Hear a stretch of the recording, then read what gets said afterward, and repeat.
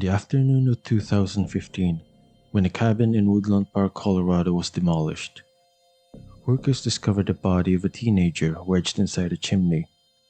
The police ruled it was an accidental death by climbing down the funnel, but the owner of the cabin insisted that was not the case, as the chimney was blocked with heavy metal bars. The investigation also said there was something blocking the fireplace, making it impossible to enter from below. So, without any other way in, how did this teenager end up inside? For this topic, we'll analyze and perhaps attempt to solve the case of Joshua Maddux, the boy in the chimney. Hello, and my name is John. While I tend to stay out of topics that are widely covered, this particular case held my interest for its confusing and often contradicting details. Like any other cases, it is riddled with misconceptions. But if we are able to fix those, I believe we may have a clearer picture of what happened to the teenager. A quick background on the case. It was May 8, 2008. Joshua Vernon Maddux, a free-spirited teenager, went out to Woodland Park for unknown reasons. He was never heard of again, until 7 years later, when his body was discovered inside a chimney of an abandoned cabin owned by an 80-year-old businessman named Chuck Murphy. The cabin inside, prior to being demolished, was described as empty, without furniture, since it was vacated for 6 or 7 years.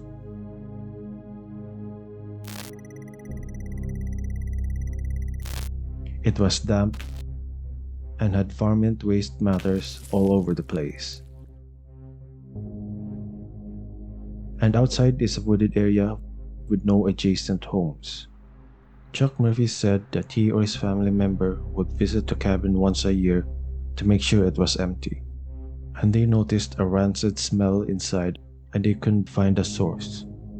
The investigations ruled that Joshua got stuck inside the chimney in an attempt to enter down the cabin premise. However, Chuck Murphy insisted that he may have met foul play, and based on certain discussions online, especially on Reddit, it almost seems like the case.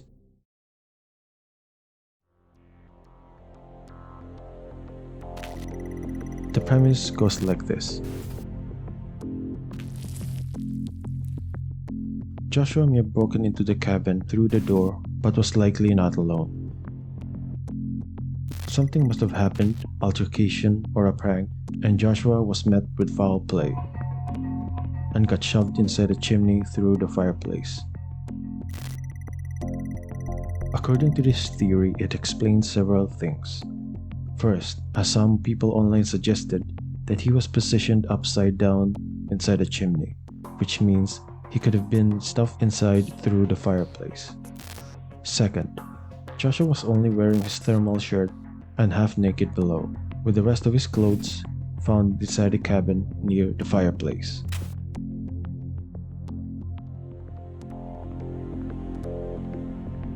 Third, as mentioned in the opening, Chuck Murphy, throughout the investigation, insisted that a rebar was installed atop the chimney to keep the animals out.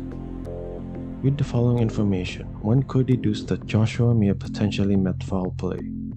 Even the Teller County coroner, Al Bourne, who examined the body, was confused with some of the information, stating, quote, "There are going to be some questions out there that are unanswerable.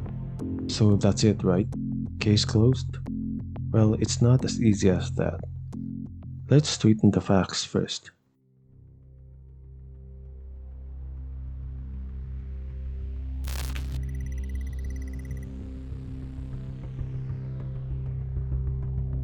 Joshua's body was not upside down, it was right side up. And unlike what is presented in certain news outlets, the position was described as knees above the head, feet down in fetal position, with hands raised to the face. These are described separately by both Murphy and the coroner.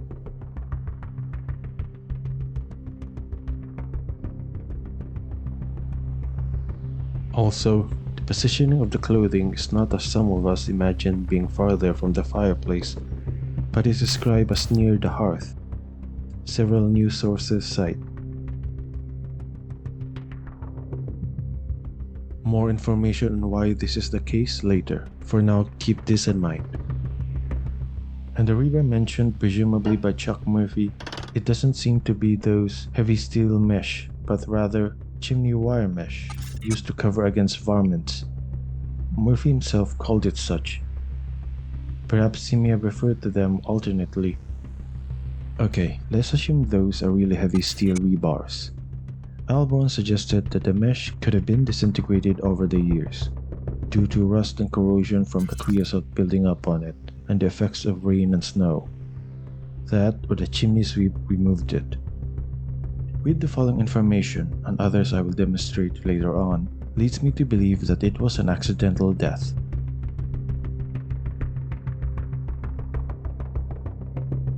From the position of the body itself is consistent with being stuck in the chimney feet first. The history of chimney sweeps documents accidental deaths ending up in the same fetal position Joshua was in.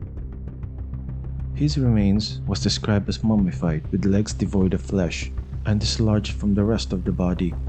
The coroners found no signs of trauma or any physical injuries in the hard tissues that they could detect. And there was a fire insert inside the fireplace. It is basically a steel or cast iron fireproof box used for a closed combustion system. And the coroner noted that it would have been impossible for Joshua to enter from below. While some of the facts cannot be doubted, there are others that admittedly have potential problems.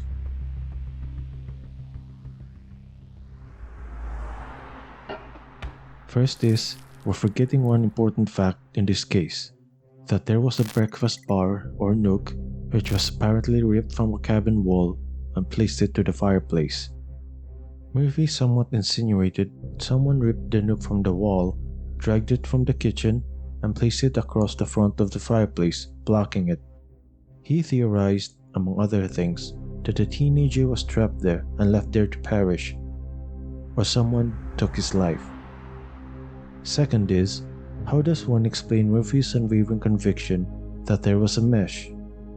The only possible explanation is during his annual visit, he could have checked it if it was there. Third is the question on the insert, that it may or may not be present when Joshua appeared there.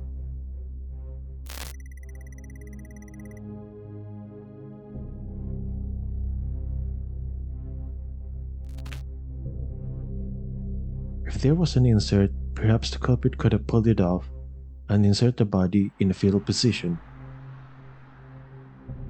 Although there might be a liner or pipe attached to the insert that would make it impossible to pull out. A counterpoint to this is that old heliator models tend to not have liners.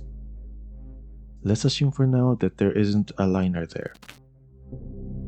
Fourth, this being a case of foul play seemed to be supported by the fact through a Reddit post it was discovered that a person named Andy Newman, someone with criminal history, knew Joshua and even claimed to have taken his life.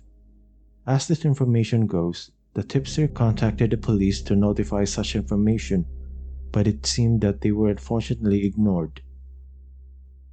And finally, accidental death may not explain him removing his clothing and climbing down the chimney. So, these are the challenges of Joshua's accidental death that led to the confusion of many. Fortunately, all of these can be answered as well.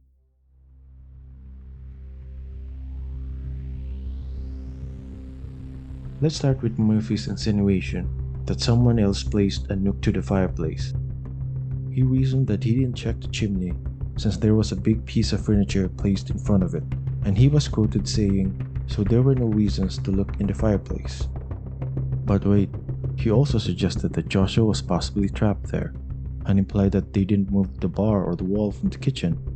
Now he said there was no reason to look at the fireplace, as if there was nothing odd about it? Interesting. We have to remember he was not the only one who checked in the cabin. It's possible that certain family members in their visit could have decided to place a wall because of varmint infestation and the smell. I do not see why the culprit would go to the trouble of supposedly destroying a breakfast nook to hide Joshua's body when it's already hidden inside a chimney. But sure, we could postulate that Joshua could have been trapped there inside, and without nowhere to escape, he could have climbed up and got stuck there. But this theory presents a slew of problems, one that I will address later in detail. For now, we need to talk concerning the fireplace first, and answer the theory of him being shoved up the chimney.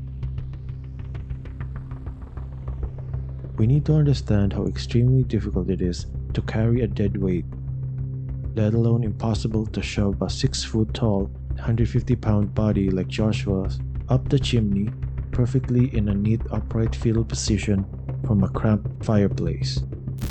We're not even considering the insert in this equation, which would make this scenario more unlikely. But even the culprit was able to do it. They would have to push so hard against both body weight and gravity that would potentially cause bone damages to force the body up in a hole. But from the report of the coroner, there were no broken bones. The same difficulty can also be seen if you consider the possibility of him being brought up to the roof and being shoved down as well. Now let's talk about Murphy potentially checking the mesh during one of the visits.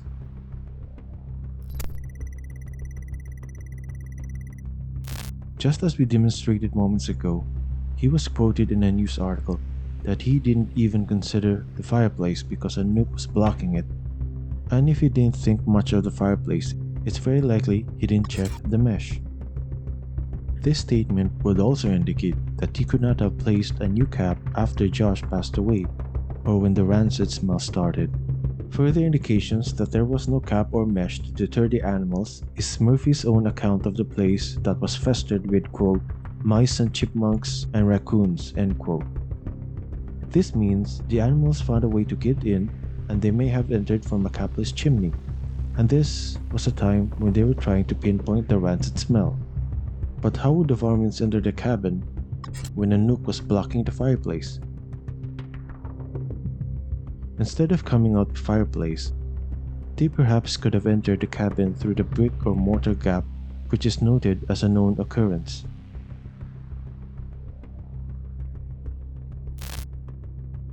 Another option is the nook was positioned in a way that creates an opening for the animals to enter. For me, I believe for this to be the case, as it does not contradict the fact that Joshua's clothes were supposedly outside the fireplace, although there is an alternative to the clothing issue as well.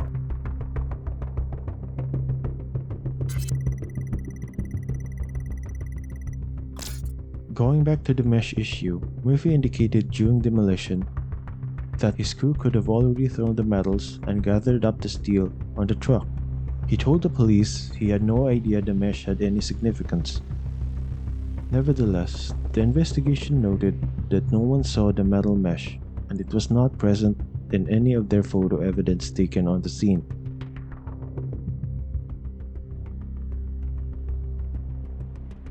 Let's now address the steel fire insert problem. Murphy stated they discovered the body only after an earth mover peeled back a steel fireplace insert within the chimney.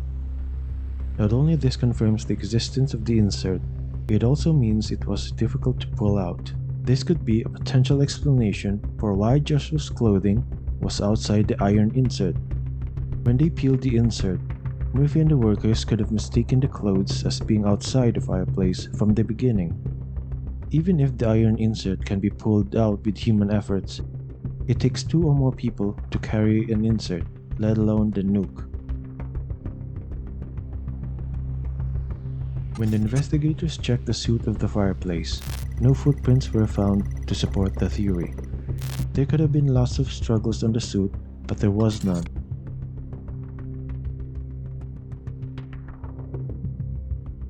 There were no duct tapes, ropes, or anything to bind Joshua, and neither his body did not show any marks that he was.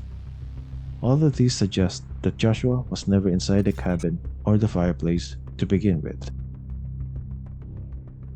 And this brings us to the alleged suspect on the case, Andy Newman and his confession. While I would just write off the allegation about him claiming responsibility to Joshua's death as just an online post, the story is actually corroborated with a news report. Nevertheless, with the lack of evidence from the cabin, signs and prints on the suit, the difficulties of pulling out an insert, shoving up a body, and placing a large nuke through the fireplace, those by themselves cast doubt in his admissions. I mean, again, no trauma to the body, no broken bones, no knife wounds or bullet holes. He also allegedly claimed responsibility of taking the life of a woman in Taos, New Mexico, but another suspect was apprehended. If this is true, then he has a history of claiming responsibility with certain crimes he did not commit. And contrary to some would believe, the police did consider the tipsters and Murphy's words, so much so the investigation was reopened. However, with the lack of evidence of foul play as stated, it was again ruled as accidental death. And finally, the question on why would Joshua disrobe below, and how did it end up inside the cabin? Some would suggest it was a case of paradoxical undressing, a condition during hypothermia where a person removes their clothing due to the sudden feeling of warmth, despite the cold temperature. The weather was indeed colder in the month Joshua disappeared. While I would agree that it could be the case, I will present another hypothesis to this. Joshua did have a plan to enter the cabin through the chimney, and in order to fit into the flue as much as he can, he had to undress his pants. Joshua may have been wearing those loose pants back in 2008, but even if he was wearing normal-sized pants, that would still cause a problem, preventing him from going down further if the pants get hooked from the cracks and edges. So for him, in order to smoothly climb down, he had to disrobe and drop his clothes inside. He perhaps did not disrobe his upper clothing since he was wearing a thermal shirt, presumably a body-fit one. Even if it's not the case, if his thermal sweater gets entangled, he could easily wiggle down. Sometime after his demise, the animal could have moved it a bit farther from the hearth, or when the excavator ripped the insert with the clothes. And what about Chuck Murphy? There are theories why Chuck Murphy was so insistent about the foul play angle. He could have potentially been sued for wrongful death, neglecting to cap the chimney. Another is he was redeveloping the property into a 32 single-family home.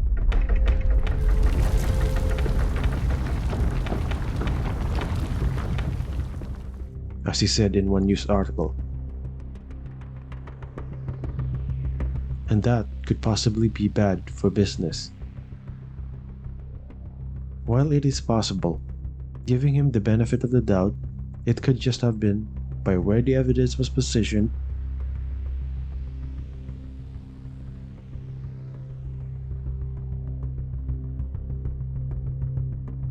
he became convinced that something else might have happened.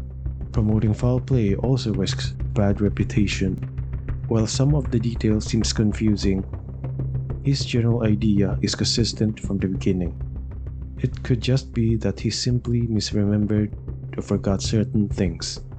That can happen to anyone, how much more an 80-year-old man. To summarize, this is how I believe it happened.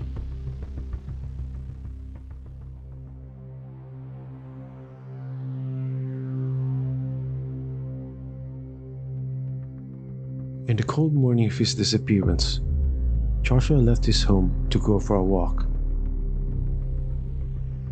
He noticed, perhaps through the window, that one of the cabins he sometimes passed by was newly vacated, as though being abandoned.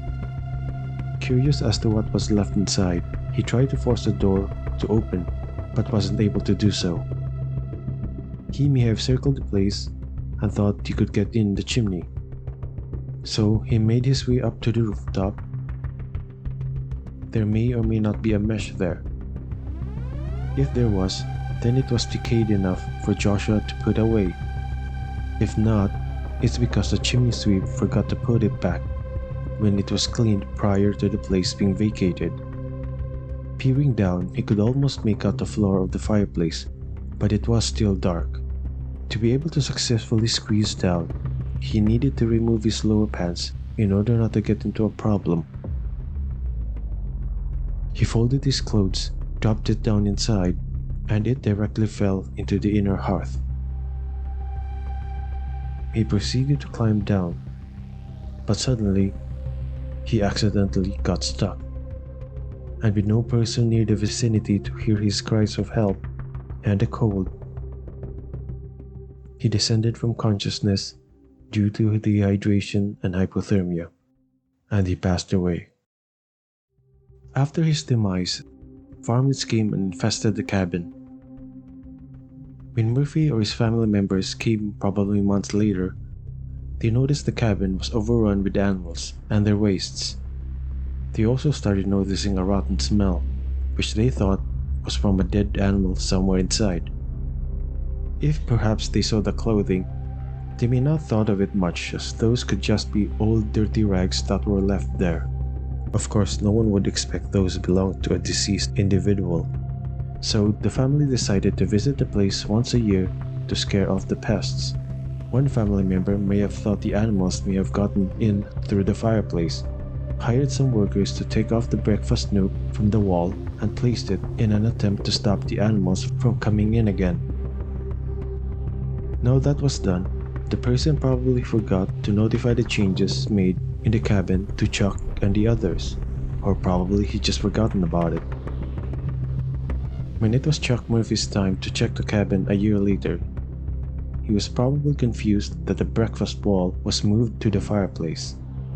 He waved it off and continued checking the cabin. During another visit, he tried locating the smell, but he didn't bother the fireplace and got used to the nook being there. Then on August 7, 2015, at 2 in the afternoon, when an excavator peeled off the fireplace insert, they discovered the body of Joshua Maddux. The clothing was already moved to the outer hearth by animals, or when the excavator ripped the insert, flinging it a bit farther outside the hearth.